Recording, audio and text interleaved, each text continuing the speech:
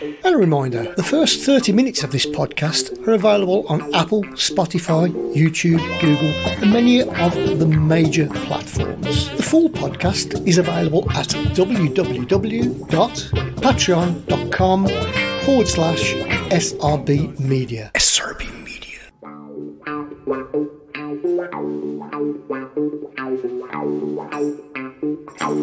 Good evening, Gabby. Good evening, CC, and welcome all to our weekly podcast, The Curran View, of Terry Curran's Curran View with the Olive Hillsborough, Mr. Terry Curran. Steady away, son, what kind of week you had? A cold one. Yeah, it has been cold, and it could be worse, though. Well, it could be worse. We could have had what they've had in America, but usually when they get it in America, we'll get it over here, won't we?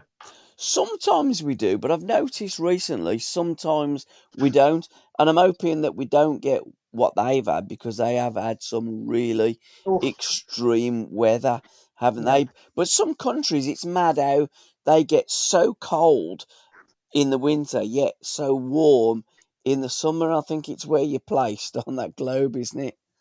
Yes, I agree with you there. But like the sun really controls the weather, doesn't it? You know, Yeah. And the climate. So whatever it moves to over the years, you know, they get the hot spells and the cold spells, and then the rest get the in between. Absolutely. I was working away yesterday, and a young lady, I thought she was ever so ignorant. I spoke to her the other week, and she was posing in the mirror, and then she looked at me, and she was like really startled because she didn't hear me. She got these earplugs on, like that Gerwin Price had when he was playing in the darts, and we got talking, and I said, "It's a lovely accent. Where are you from?" And she said, "Oh, I'm from Estonia." I said, "Okay, I don't know much about Estonia. Tell me about it." And she said, "Well, we border Russia, and at the moment it's -20 at home."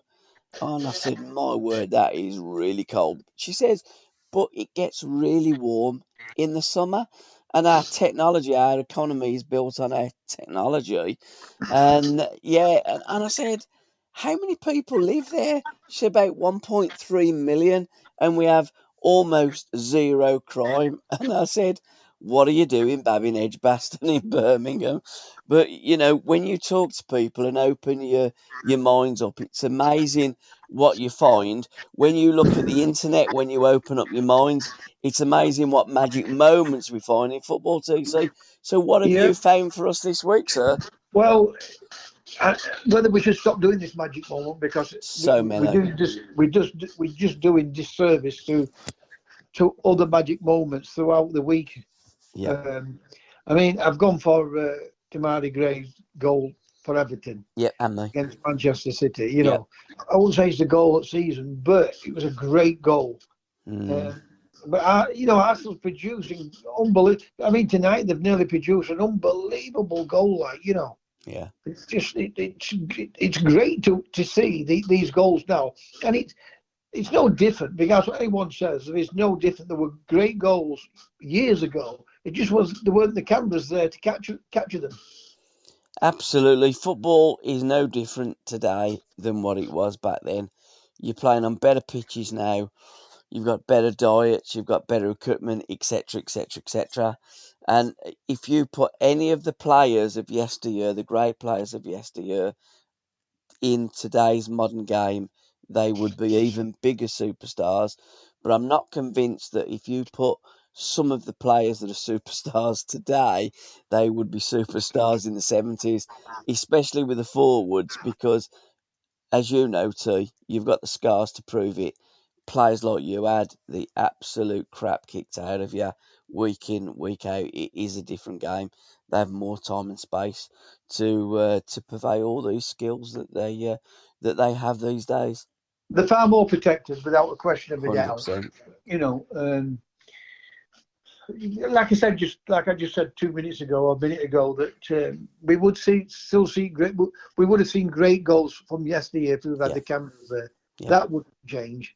I remember playing at Christmas time for Derby at Ipswich, and they're up at half at night. Well, not half at night, up to about 5 o'clock in the morning.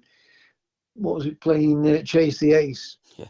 You know, and Charlie scored Charlie George scored one of the greatest goals I've ever seen in my life. Yep. You know, if Ipswich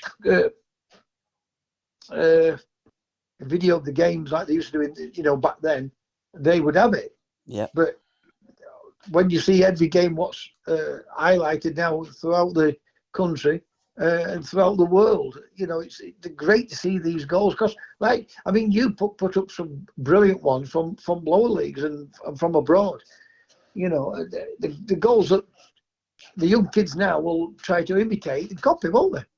Yeah, whenever I see a decent bit of skill or a goal, I put it on our group, the Curran View. If there's anything historic, I put it on the memories of football, 50s, 60s, 70s and 80s.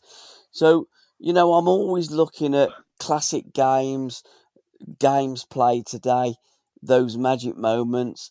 And you're right, T, it's a shame that we didn't have the same technology back then in the 70s, because I think we did have it, but just couldn't afford to have it at every ground. Quite possibly. It's sponsorships, really. Yeah, no. Listen, I can remember the first colour FA Cup, 1970. Yep. So we've had it. It's just that they only did it for certain games. I think you're absolutely. And what we're talking about the Curran View.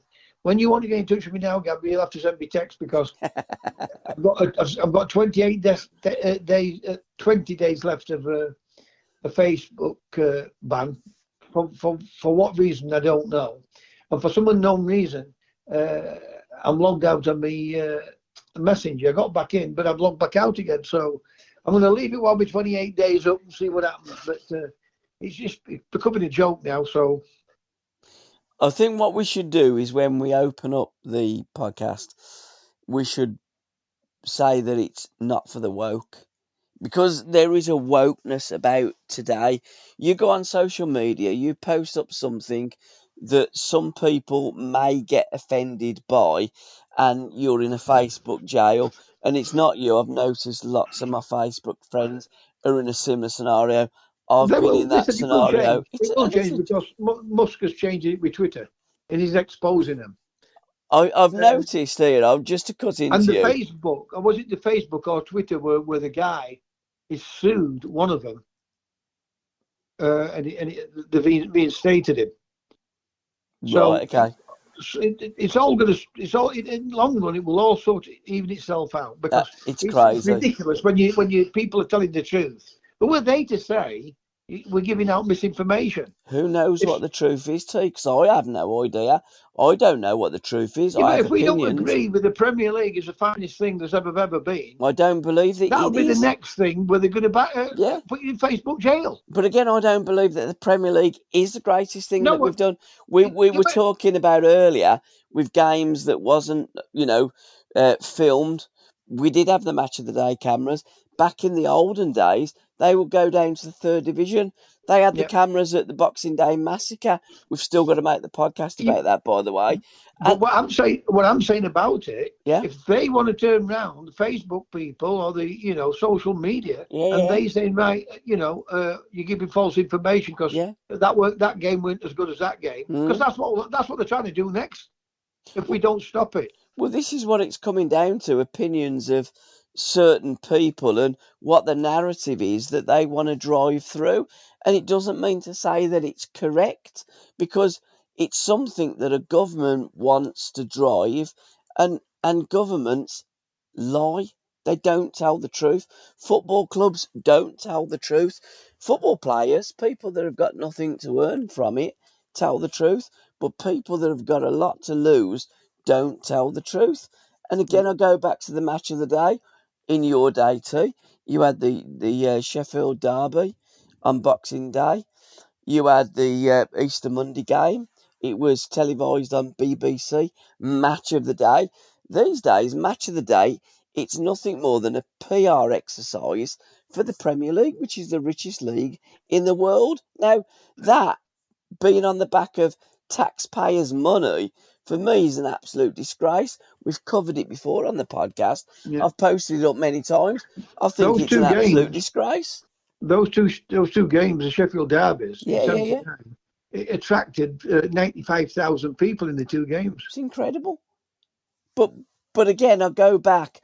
If you put on the TV some of these other games and some of the magic moments on Match of the Day that we've had from the day, then these other players and other clubs and other leagues would get more recognition. And it's just as though everything is suppressed for the Premier League, that is a breakaway league, that's nothing different really than the ESL. The only difference is that they had promotion and relegation, but that was because they had to go to the FA to give it the validation to actually get the project up and running and break away from the Football League. So, and have they made it a better league? No, not at all. No, they've improved the stadiums, and they've improved the playing surfaces. Yeah, you know, and the physical side of it. But I wouldn't say it's a better, exciting game. You know, for magic moments in the game. I looked at, before I go into my magic moments, I posted up on the Curran View the game in 1976. So it was 76-77 season when Malcolm McDonald was leading goal scorer with Andy Gray. I think they both got 29 league goals. And it was Supermac's first game against his former club, Newcastle United. I think it was on the same day that Birmingham City ran out winners at Filbert Street 6-2. It was the 4th of December and there wasn't many games on. This game was on Match of the Day.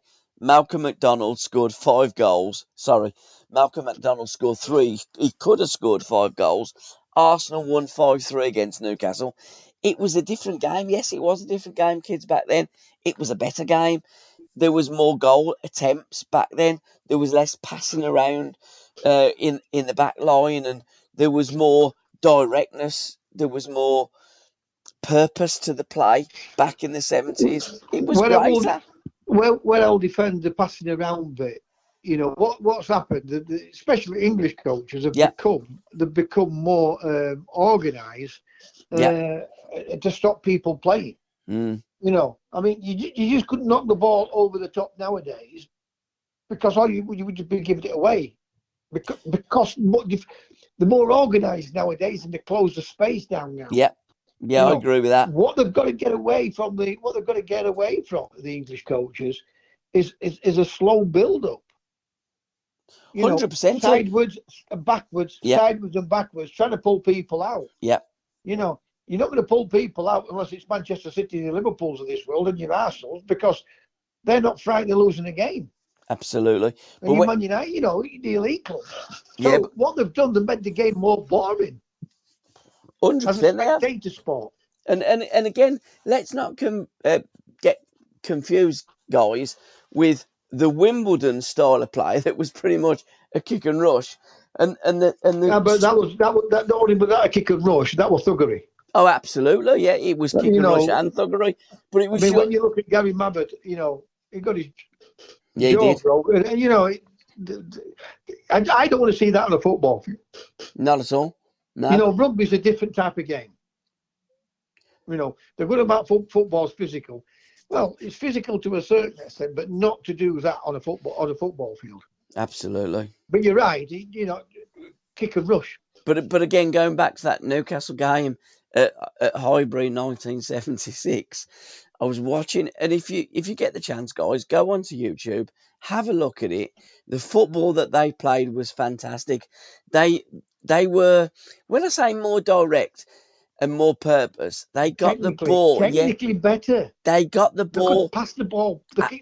You 100%. They could pass it with more accuracy. They played it forward. That was the first thought of midfield players in the 70s. How can I play the ball forward? Whereas I look at these £150 million players today, Bellingham and Rice. Backwards, absolutely. Kill the game. Absolutely. Kill the game. Make the game dead. I mean, people say to me, why is there all this time now? Well, there's all this time because the American owners have come into our game. That's what they do. I mean, that American football, what they play, every time the ball goes out, the game's stopped. Yeah, I don't watch it, to be fair. You know, I don't watch it. What I'm trying to say is that's what happens. Yeah. I mean, there's no Fergie time anymore now. I would call it American time because that's what, you know, this game's going into. I mean, what was the game last night? Went to 112 minutes last night. Not 112 minutes. About 12 minutes extra time. We've stayed overtime now. We've done 14 minutes now plus. I'm watching Arsenal versus Newcastle. I've not seen a shot at goal. And that's the difference. Before you come on air, as Arsenal tried to walk it under the bench, saying with that, they nearly scored 2 absolutely blinding goals. They were, but people just got to block it because the moves itself. But you're right, there's no shots. I mean, nowadays you got shots that go a lot more, didn't you? Yeah, of course you did. It was more exciting. They played forward. They played through the lines. It was a less complicated game. But my magic moments too. Damari Gray, what a wonderful goal! And I think a goal that hits a crossbar and goes in is a better goal than if it doesn't hit the crossbar. It's just more spectacular. And what a great kid, a Birmingham lad from my area here of Bartley Green, and a few years ago when we was in lockdown, there's 3 kids. There's Jono, Gibby, and Damari Gray, all good mates, and we were standing there just having a drink and having a chat, and it was great talking to the boys. And what a great kid he is. And he was at the time at Leicester. I said to Damari, son, you've got to get out of there. I know the manager wants you to stay, and he's quite happy for you to be a sub, but you need to get your starting shirt because you are far better than that. And I think Damari Gray 100%. Yeah, 100%, Gabby. What you're saying there is 100% for any player. You're right. Sorry, go on. Yeah, and I said that's what you've got to do. You're far better than that, son. You're one of the best players to come out of Birmingham in recent years. And I said to him that day, I think a good move for you would be Aston Villa. But he got the move. He went over to Germany. He's come back. He's at Everton, a great club. I know they're struggling, but it's great to see Damari Gray doing so well, because not only is he a great footballer, he's a great lad as well. Emi Buendia and Douglas Luiz's goals for Aston Villa against, especially Dougie's, the way that McGinn put that ball and the control, and then he's just hit it with the right foot, hasn't he? Outside of his foot, and he's just swiveled it with his ankle. I know. It's a bit back at Tottenham. Yeah, I know. Absolutely. You look at it. I mean, I've told you before, I've never been a Conte lover because I'm not Italian football. I don't like Italian football. Where you gone? You've gone away from me? Can you hear me now? Yeah, I can now. You're into the speaker? No, what I've done, I've just pulled it away, that's all. Ah, right, yeah. You're back again. I'm going into the bedroom to watch it on television at the same time, so go on. Yep, I'm in the bedroom as well, watching at the same time. But those 2 goals, and I thought the way that Aston Villa played, I looked at a lot of what Villa done that day, and I thought, you've actually grown up into a Premier League team now. You don't look phased, you don't look intimidated. And I've always said this to Tom, what Villa needs is time. They need time to gel. They need time for players to believe. They need to get a little bit more quality in their starting 11 and their belief patterns. And I think that Villa now, with Unai Emery, I think they're really on the cusp of breaking into that top 8, possibly top 6. And I think in a few years' time, top 4, because Villa are a massive football club. Well, we all know they're a massive football club. What disappoints me with Aston Villa is Steven Gerrard and Frank Lampard. 100%. I know. What you would expect. They look a different, same players, but look a different team under Emery. Yeah, they do. Right? And I'm going to tell you something now. I analysed the kid when he took over at Man United for a month, 2 months, whatever it was. He's taken the job. I told you, he turned the job down, but then he finished up taking it. His carrot. Yeah. I'm going to make this predicament now. He's going to be the best since Brian Clough. Right? Wow. is football that Middlesbrough are playing. Yep. It's different altogether, completely different to under the ex-Sheffield United manager, Wilder. Yeah. Right? 10 times different to what Warnock's football were. Right? Understands the game, can teach people about playing the ball quickly. That's what I would expect from Lampard and Gerrard. Right? What you can't do is teach players what haven't got it. But what you can do is encourage players what have got it to be more braver. So I'm going to make this predicament that Carrick will be the best English manager we've had since Brainclough. And you were the one too that identified Mikel Arteta and took a hell of a lot of stick when people were messaging you and saying, "Are you serious, Terry, about Arteta?" I want to Sheffield Wednesday to get him first. I know you did. And it's all recorded on our podcast. But I think that, when you look at Gerrard and when you look at Lampard, and they were both really, really good football players. When you look at Michael Carrick, he was a really, really good football player. But is it He was better. Even all the players will tell you. He was better than, he should have had a lot more games for England, but you got Gerrard and Lampard. Yeah. They could have played one of them and played both of them, right? Of course they could. When Scholes retired. Yeah. But I would have played Carrick as the holding one, Scholes and Gerrard as the two going forward. That's what I would have played. Yeah. But again, is it the fact that with Michael Carrick, he just has that? I posted up earlier on the group, which Ron told me many years ago. The recipe for success in management is recruitment, selection, and motivation. And has Carrick got that motivational skill that Cloughie had? As you know, you played for Brian. He bought me. That Gerrard hasn't got, and possibly Lampard hasn't got. That ability to know what players to give a bollocking to, what players to put the arm around the shoulder, and to actually cajole the team into performing at a high level in a league that you can either get promoted. Absolutely. Where there's no slack. Absolutely. The pressure is there from always. Yeah. I mean, we don't know, because we don't know how they handle training. No, we don't. Right? I bet Gerrard has hardly had a bollocking in his life. Quite possibly, yeah. Carrick wouldn't have done. They would have done. But,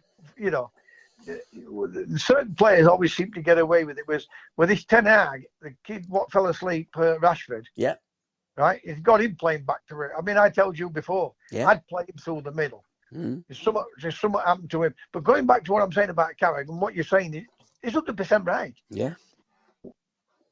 They see things and they balance the team up with the right players. Correct. Not trying to get players to play what can't play. Yeah.